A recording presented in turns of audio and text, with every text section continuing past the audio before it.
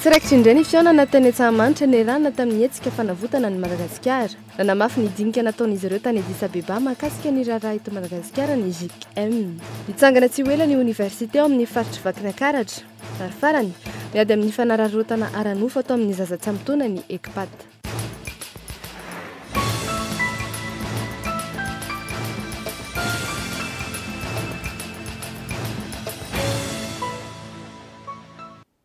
Dia mbola kafaliana trany ary tompoko lasy tompoko vavy no iarabananao manjo ny Cool FM sy ny Cool TV amin'izao fotoana ny fampahalalam-baovao izao. Anomboantsika ny fampahalalam-baovao avy hatrany ary ny lafiny politika. Nanamafy ny efa voalaza tamin'ny dinika ny fanaovan'ny JICM misahana ny raharahany Madagasikara izany notanterahana tany Addis Abeba tamin'ny 20 Jona lasa teo. Ny fanambarana notanterahany iraky ny SADC Joachim Chissano androany maraina. Fanadihadiana avy hatrany tanteriny Marzone. Androany maraina no nanome ny fehi-kevitra farany avy ao amin'ny JICM misahana ny raharahany Madagasikara raha avy niona tamin'ireo filoha telo teo aloha dia i Didier Ratsiraka, Zafy Albert, Andry Rajoelina ary ny kandida Lalao Ravalomanana, ireo nanao sininy tondrozotra, ny tafika malagasy ary ny FFKM izy ireo nanomboka ny 9 Jolay lasa teo. Saika nanamafy ny efa voadinika tany Addis Abeba moa raha ny fanambarana nataon'izy ireo io maraina io. Manamafy ny tokony ary tsy maintsy alan'ireo kandidat telo tsy mahazo fankasitrahana ny JICM misahana ny raharahany Madagasikara.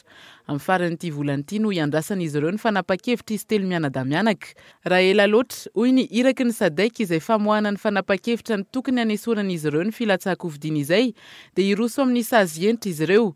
Ny sazy moa izay miompana amin'ny tsy fahafahan'ny reto farany mivoaka ny faritry Madagasikara, ny tsy fahazahoany alalana mampiasa ny fananany ara-bola na ny an'ireo fianakaviana na ny an'ireo mpamatsy vola azy.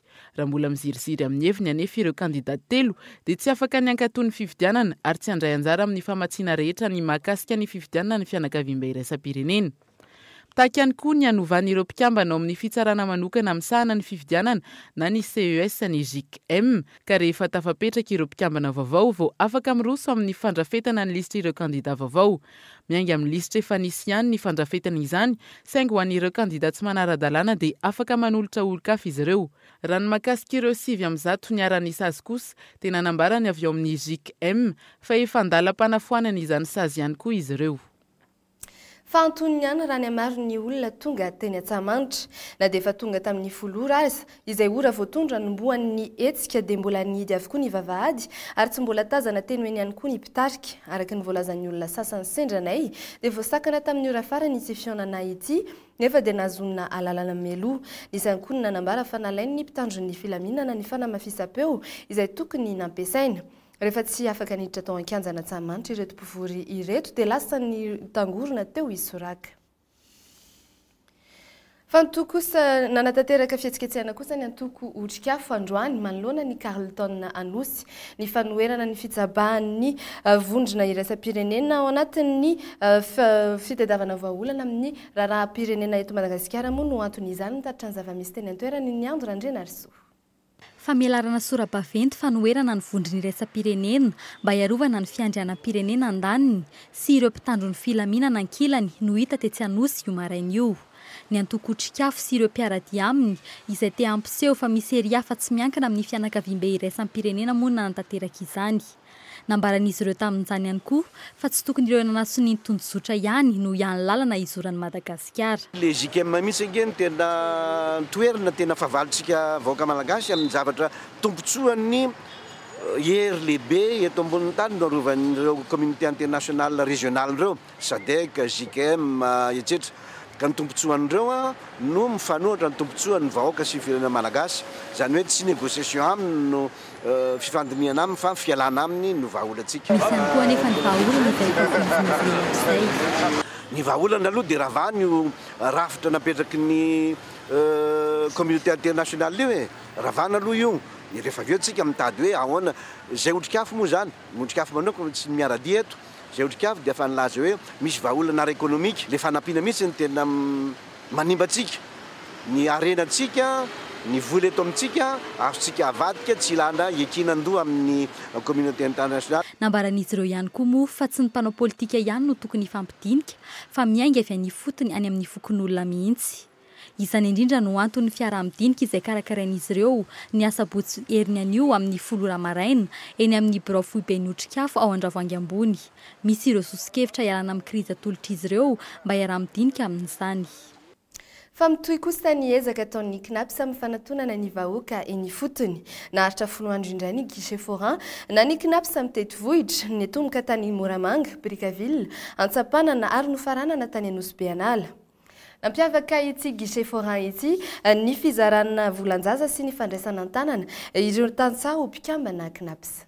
Anjatony mahery ireo mpampianatra Frama eto an'ny fanjakana nahazo tombotsoa tamin'ny CNAPS amin'ny tetivohitra teto Antsapanana. Tanjon'ny tahirim-pirenena amin'izao guichet forain izao ny fanomezana fiahiana ara-tsosialy tsy miangatra ho an'ny rehetra. Ny tanjona ao anatin'ny guichet forain moa zany dia fanatonana ny mpanjifa, fanazavana ny hoe inona moa zany atao hoe CNAPS zany.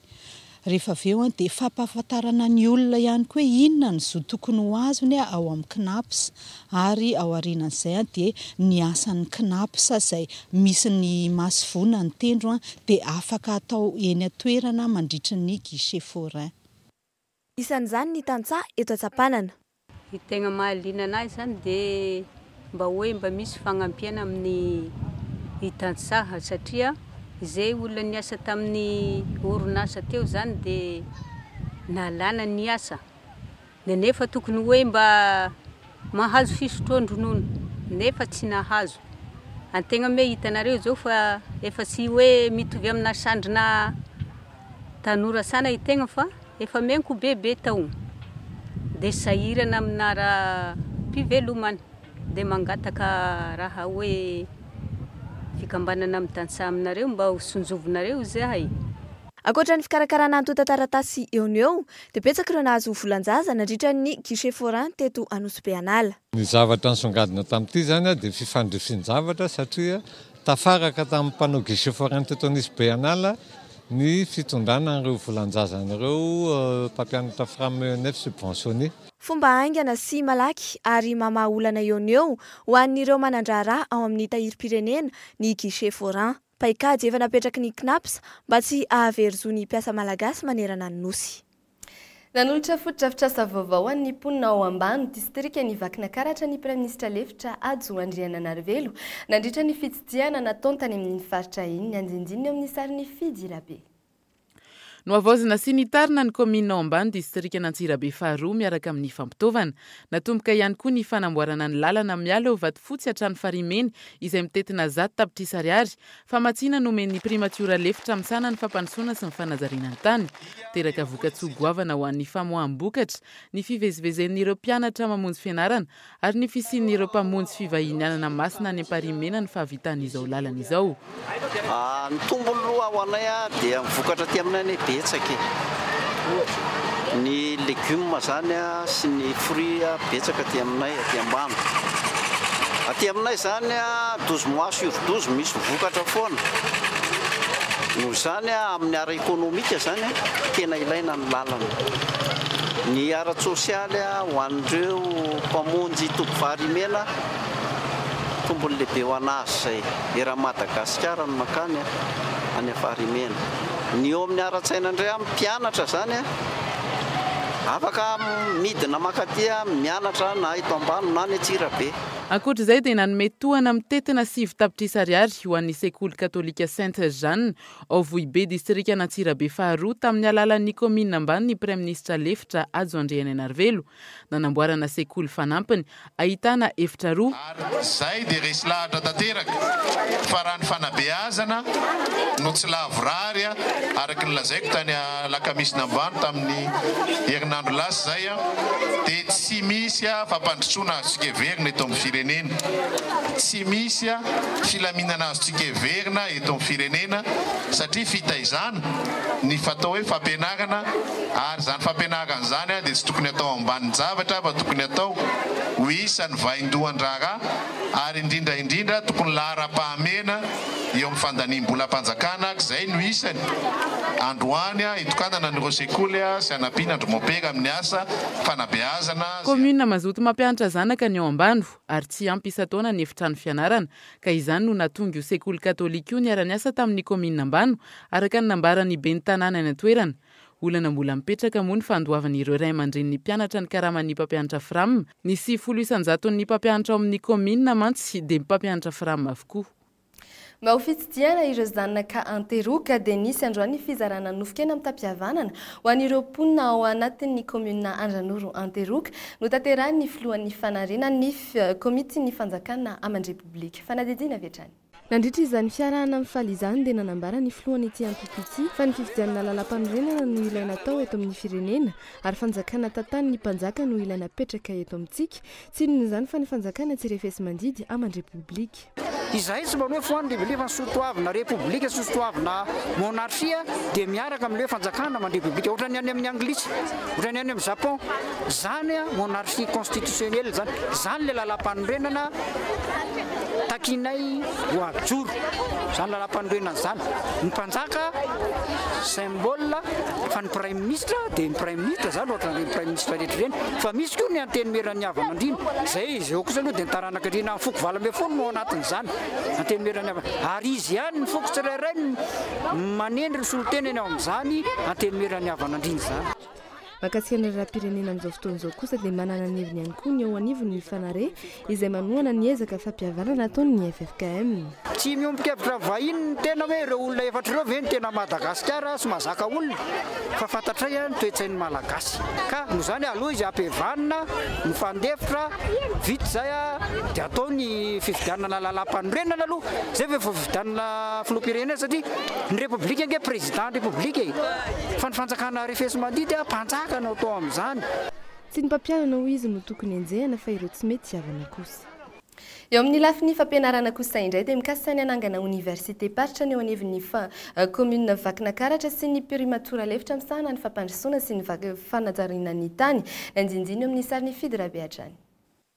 Atsangana tsy hoelo amin'ny faritra Vakinakaratra ny université paritra izay efa nahazo ny fankatoavana avy amin'ny ministeran'ny fampianarana ambaratonga ambony anampy amin'ny fanorenana izany kosa ny primatura lefitra misana ny fampandrosoana sy ny fanajariana ny tany araka ny fangatahany lehiben'ny faritra Vakinakaratra Razanak'olona Paul. Ny sekoly ny fampianarana dia zava-dehibe amin'ny fiainana ary fantatra itsara tsapana itsara ny fahazotony ny ray aman-dreny aty amin'ny faritra Vakinakaratra amin'ny fampianarana amin'izao fotoana izao ka misy an'izay fangatahana nataony lehibean'ny faritra teny hoe ny ananganana université aty marina dia marina tokoa fa misy ny lycée raha tsy diso fa misy koa ny université tsy miankina aty fa dia raha tonga any aminay ka raha mifametana antsika ny teny hoe vitanay rery ny manangana azy tsy vitanay fa dia anampy anareo zay amin'ny fananganana ny université voalohany aty Vakinakaratra mino zay fa mendrika an'izany ny tanàna ny Vakinakaratra ary mendrika an'izany ny tanàna n'Antsirabe mendrika an'izany ny faritra Vakinakaratra. Ilaina ny fanarenana ny firenena hoy ny prime ministre lefitra Adzo Andrianarivelo ary anisany ahatongavana amin'izany ny fampandrosoany fotony amin'ny alalan'ny fananganana ireo fotodrafitrasa tena ilain'ny vahoaka fotony mba ahafahan'ny vahoaka ihany koa mahazo ny tombontsoa avy amin'ny volana alohan'izy ireo amin'ny alalan'ny hetra. Mbola eo amin'izay lafy ny fanabeazan'izay hatrany efa mamaraparana ny taom-pianarana avokoa ireo sekoly amin'izao fotoana izao ao anatin'izany lycée moderne Ampeflo ny andinjininy hoentiny ny Ando Randrenarso. Omaly no namarina ny taom-pianarana 2024 2024 tamin'ny fomba ofisialy ny tao amin'ny lycée moderne Ampeflo. Ireo mpianatra ao amin'ny classe secondaire première moa no tena voakasika izany raha toa ka mbola manao famerenana ireo amin'ny classe famaranana. Natokana ny tondranam-bavaka sy ny tsofandrano ireo mpianatra miisa 400 anala ny fanadinana baccalauréat ihany koa moa ny fotoana. Vokatra tamin'ilay fotoana hitantsika angamba le arahana zavatra misy teto amin'ny firenena ny arahana tamin'ny rehetra dia somary milatsaka kely izy par rapport tamin'ny fotoana zany. Ankoatr'izay dia manana ny kliobana amin'ny taranja anglisy ihany koa ny lycée efa 20 taona nisiny ary 10 eo amin'izao fotoana izao no isan'ireo mpikambana. Antony nananganana ny kliobany mba hitiavan'ireo mpianatra ny teny anglisy anampiny izay ianarana any an-dakilasy ary izarany teny amin'ny fiteny andavanandro. Mahay anglais tiako ilay izy dia ohatrany hoe misy an'iny koa ilay izy dia tonga dia niditra English club. Nandray anjara tamin'ny famaranana ny taom-pianarana ihany koa moa izy ireo.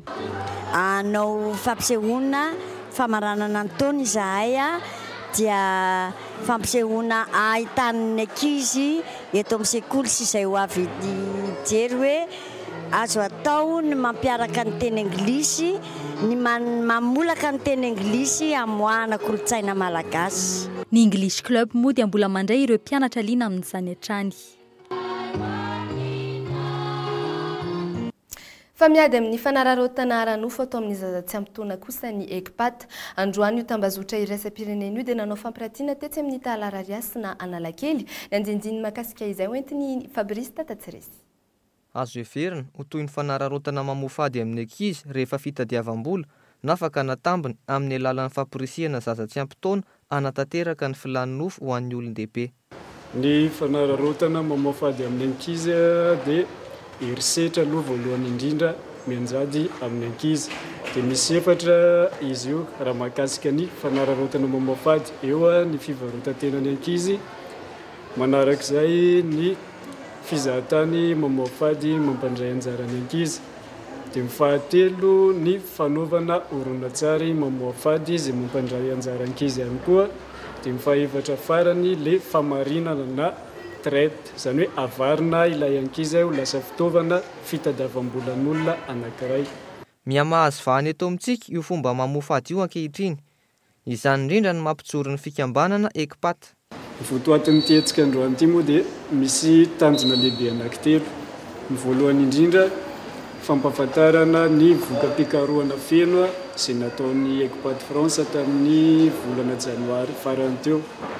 Manarak'izay fampiratiana ny sanganasan'ireo ankizy mianatra any amin'ny CEG sy lycée izay nanehoany zareo ny fandavany ny herisetra sy ny fanararotana mamofady mianjady amin'ny ankizy izay. Sady miaro ny ankizy tsy ho voafandriky ny fanararotana izy io no manampy ireo zaza efa solafaka tamin'izany ihany koa.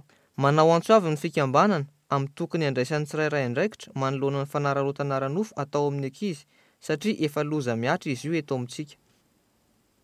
No marina tamin'ny tsisabotsy ity ny Vonjobily fa 5 taona ny jorony ny sampana mpanazava stily ao amin'ny fivondronana fa 7 Ambohidratrimo Marivatana. Mahery ny 200 ireo sokotobe azana ao Ambohidratrimo amin'izao fotoana izao fa nadedinina avetrany.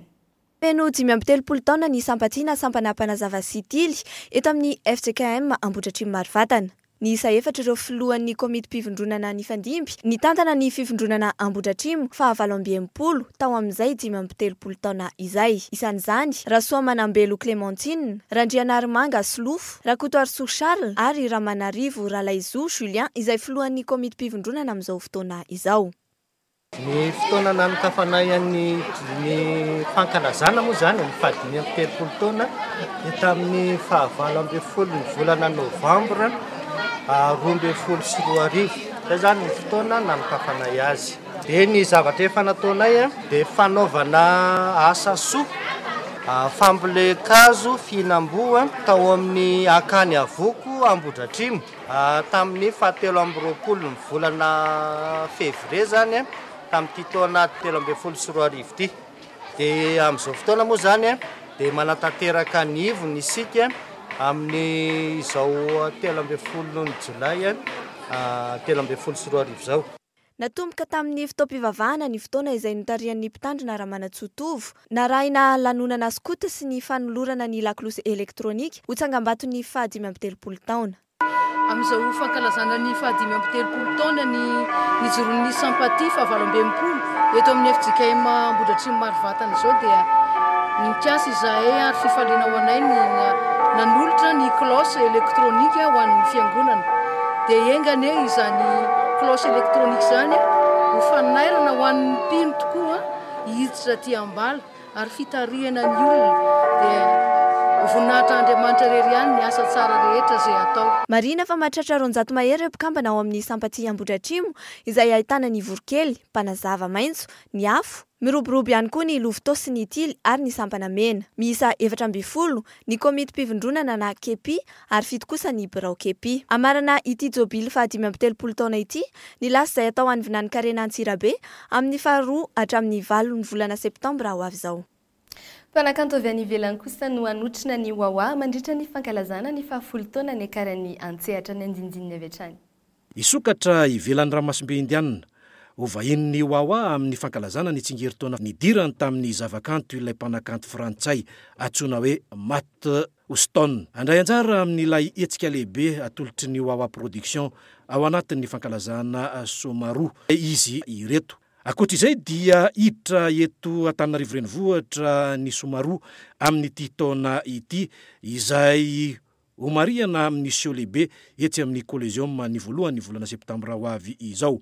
Anomboka ny 27 ny volana septambra ka hatramin'ny 13 ny volana aogositra kosa ny hetsika any Anosy-be. Hetsika indray mandeha fankalazana ny 70 taona ity zany eritreretinay no ny fivoaran'ny tourisme mivoatra be ao Anosy-be mba ho hisy mesure d'accompagnement hafa dia eritreritra zany tsika anokatra park ary efa saika vita ny pitsopitsony amin'ny lafiny ara-panjakana fa ny famatsiana azy ara-pitaovana fa ny miasa tsara dia orientena amin'ny éducation izay tondra changement na comportement ho an'ny tanora Anosy-be izay ile be touriste zany io park kasena hatao io. Io awamo amin'izao fotoana izao dia mila ravinahitra any Frantsa ary tsy adinony ihany koa i Madagasikara eo amin'izay fotoam-pakalazana izay. Iavaka ny hetsika satria dia ny telomano tosika ao aoriana. Mbola sarotra ny misongadina ao anatin'ny tontolon'ny zavakanto raha isafidy ny akapela. Vitsy nitarika amin'ny safidy igadiny io izay mampiasa ny feo fotsiny ihany anoloana ny zavamaneno. Amoaka tarika akapela iray ny team zik amin'ny volana desambra ho avy izao tanjon'ny tompon'andraikitra amin'izany ny anasongadinana ny akapela. Tamin'ny taona roa sy roa arivo no nanomboka niditra teo amin'ny sehatry ny mozika i Ranjimbenirina Toby ka ny fianarana noty no dingana voalohany. Ny fitadiavana ny mpikambana ny tarika no sarotra raha ny akapela no resahana. Mbola vitsy ny tarika amin'ny voan'ity gadina ity. Ny hetsika teo an'ity mikala akapela tamin'ny sabotsy sasa teo tetsy amin'ny IKM Atsavola no anisan'ny ezaka nataon'ireo mpiantsehatra eo amin'izay tontolo izay. Ary hoe spesifika kokoa zany le akapela miona amin'ny mozika rehetra mitovy aminazy satria ny feo daholo ny miasa ao anatin'le izy dia amin'izay mahafeo daholo zay zany ny feo no misolo ny zavamaneno dia dikan'izay rehefa miresaka hoe zavamaneno tsika dia précision zany no ambadika le izy dia izay lafin'izay indrindra zany no somary mila fikezahana kely rehefa hanao an'le izy satria mba hatonga an'le zavatra ho ara-dalàna ho tonga lafatra zany mety hoe tsy ny lafatra moa tsy misy fa manakaiky ny tonga lafatra dia mila an'izay le izy. Manoloana ny tsy fahitan'ireo tarika akapela eto amintsika dia nandray ny tanàna telo sy telo ireo tompona ndraiky ny team zik. Teo moa zany voaingana kely le team zik vao herintaona monja zay dia mbola voamoaka mihitsy zany zay zao ny groupe voalohany dia zay moa ny raha niasa tamin'ny team kalo akapela satria dia groupe akapela zany no avoakanay voalohany amin'ny volana desambra ho avy zao misy groupe akapela zay hoe telo sy telo dia io zany ny vokatra voalohany iarahan'ny team zik sy ilay groupe. Mitrandraka talenta ny team zik ary manamafy ny tompon'andraikitra fa manan-talenta malagasy.